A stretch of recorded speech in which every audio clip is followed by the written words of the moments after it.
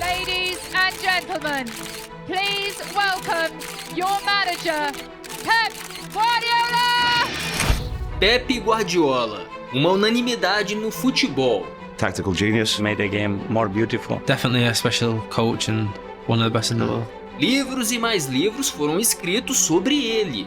Gundogan já disse.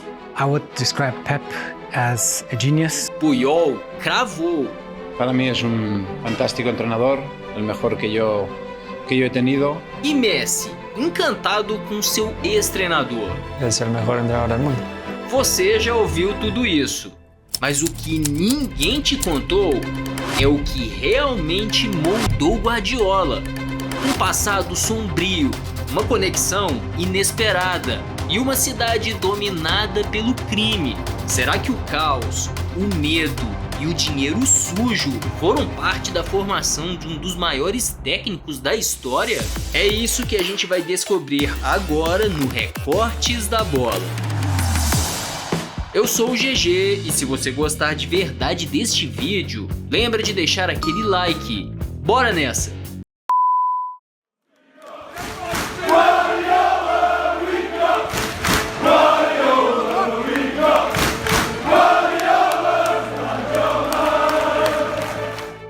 O futebol é um ambiente caótico.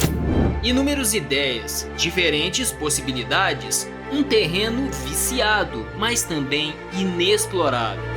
Para se sobressair, você tem que apresentar um diferencial, algo novo. E Pep Guardiola se encaixa neste quesito como ninguém. We have to play. Pass. Ball, play. When you pass the ball, attack the... Mas não estou aqui para falar do tic-tac, do falso 9 e tantas outras ideias que Pep Guardiola implementou, não. O papo aqui é entender como tudo isso surgiu. E acredite, nada disso começou no Barcelona. Pois é, engana-se você que acha que Guardiola desenvolveu tudo que sabe no ambiente de autodesenvolvimento, como num grande clube europeu. Muito pelo contrário. Guardiola se desenvolveu em meio ao caos e ao crime. Um cenário de violência, dinheiro ilícito e puro caos. Esqueça os grandes estádios, as roupas professorais, o banco de reserva confortável. Mas pense num lugar perigoso, muito perigoso mesmo. Muy buenas noches. La violencia sigue escalando en Culiacán, en Sinaloa. En las últimas horas, Culiacán ha vivido una verdadera tarde de violencia. La violencia en Sinaloa no para.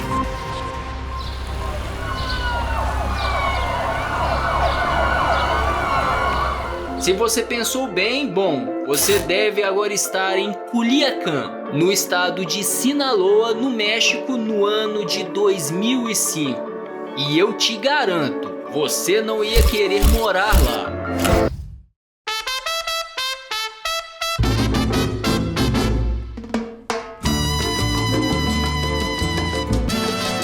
O México pode ser um país encantador, com uma enorme paixão pelo futebol. Mas em Culiacán, vinha acompanhado do medo e do terror gerado pelo crime organizado e pelo tráfico de drogas. Você já deve ter visto em inúmeros noticiários que o México até hoje tem enraizado em sua sociedade uma das organizações mais temidas do mundo, o Cartel de Sinaloa. Com a cooperação de um governo corrupto, essa organização, situada em Culiacán, mandava e desmandava no país. E não era um bom negócio bater de frente com eles. Mas aí então surge aquela pergunta: o que Pep Guardiola tem a ver com tudo isso? Vou te dizer, bastante coisa. Mas para você entender esta conexão, temos que contar a história do Dorados, um clube do futebol mexicano, que tinha como sede a cidade de Culiacán, capital de Sinaloa. Fundado em 2003 por um trio de empresários, o Dorados de Sinaloa nasceu rico, um clube cheio da grana. Mas isto levantava muitas dúvidas e questionamentos. O que seriam? A verdade é que o dinheiro do clube levantava suspeitas. Isto porque com apenas 3 meses, o Dorados levantou um estádio próprio e fez contratações de impacto, como o ídolo mexicano Jared Borghetti e o brasileiro Yarley, que brilhou por Internacional e Boca Juniors. De onde então vinha todo esse dinheiro? Esta pergunta ganhou ainda mais força quando, em 2005, o Dourados de Sinaloa anunciou a chegada do volante Pep Guardiola, que vinha do futebol do Catar. Naquela época, o Dourados, de maneira meteórica, já ocupava um lugar na primeira divisão do futebol mexicano, o que não diminuiu em nada a desconfiança sobre o clube. Mas o que a contratação de Guardiola escondia? A grande questão é que a chegada de Guardiola deixava uma pulga atrás da orelha dos mexicanos, já que as condições para contratar o espanhol eram muito difíceis, devido aos altos valores pagos para o meio-campista no Catar. Como seria possível convencer Pepe a aceitar o desafio de jogar no México já no final da carreira? É a partir daí que os nomes de Pep Guardiola e El Chapo começam a dividir a mesma história. Para quem não conhece, Joaquín Guzmán Loera, mais conhecido como El Chapo, era o grande líder do cartel de Sinaloa, e seu reinado de terror o transformou no homem mais procurado do planeta.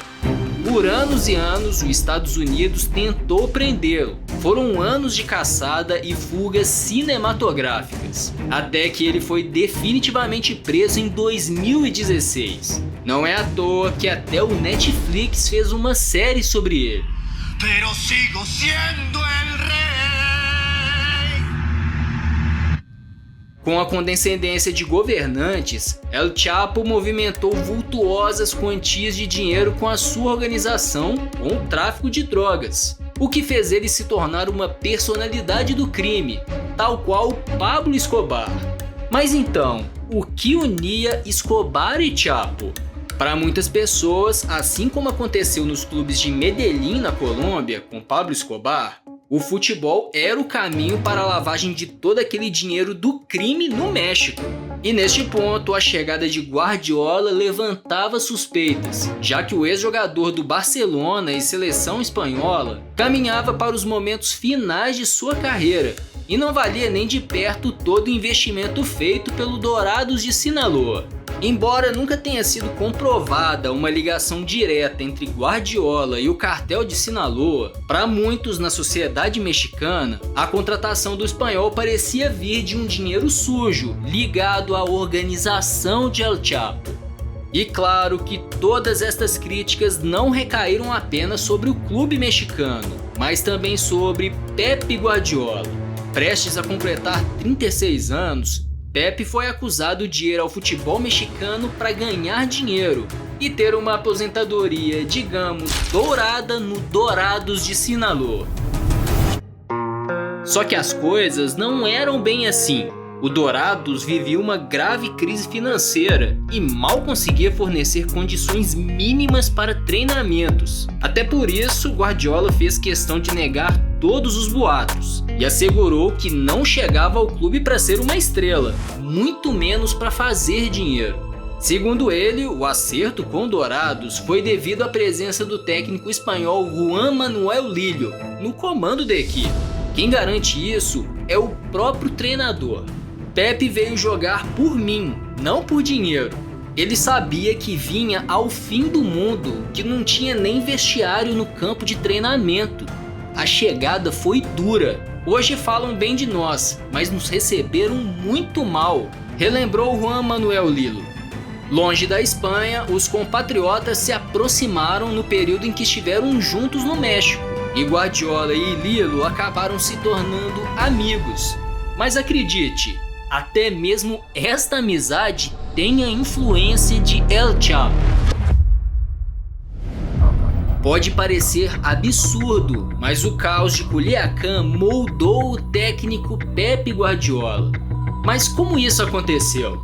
A questão é a seguinte: Culiacán era uma cidade muito perigosa e Guardiola basicamente não saía de seu quarto no Hotel Lucerna, onde morava com a sua esposa e seus filhos e filhas. A exceção eram suas idas à casa do técnico Juan Manuel Lillo.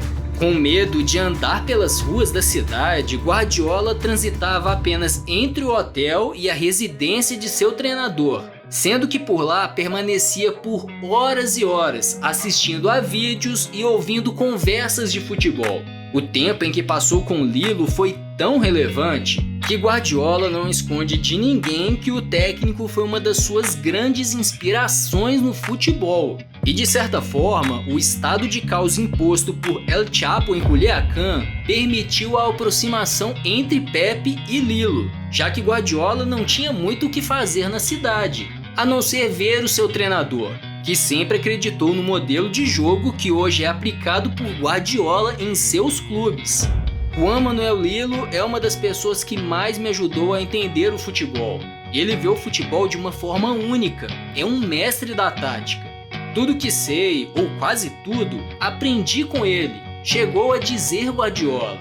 Tal como um pedaço de carvão que sob pressão virou diamante, Guardiola foi moldado sob o caos de Culiacán e acabou tendo seu talento lapidado. Mas como então terminou esta história de Guardiola no México? A verdade é que a aptidão para o cargo de treinador foi o único grande fruto colhido por Guardiola em sua passagem pelo futebol mexicano, já que por lá disputou míseros 10 jogos, ou seja, apenas 793 minutos em campo, marcando um único gol. Para piorar, com Pep Guardiola em campo, o Dorados de Sinaloa acabou rebaixado para a segunda divisão. Cuidado que se viene la noche en Culiacán. Aquí se acaba. Dorados ha descendido. Para você ter uma ideia, o clube retornou à elite apenas 9 anos depois, quando Guardiola já era um dos melhores técnicos do mundo. Alguns anos mais tarde, El Chapo acabaria preso, livrando o estado de Sinaloa e o México de sua tirania. Mas se realmente Pep Guardiola indiretamente recebeu parte da grana que El Chapo teria lavado no futebol, nunca saberemos. Mas que o traficante influenciou a carreira do espanhol como técnico, isso é inegável. E esta história em comum entre um homem procurado e um técnico renomado está aí para ser contada e deixar claro que até mesmo nos momentos mais caóticos, o futebol sobrevive. E você, sabia dessa passagem de Pep Guardiola pelo futebol mexicano? Acredita que Pep segue como um dos melhores técnicos do mundo?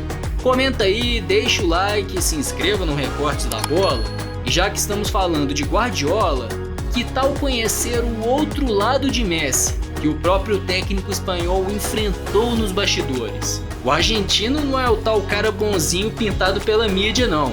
Quer conhecer o Messi que ninguém te mostra?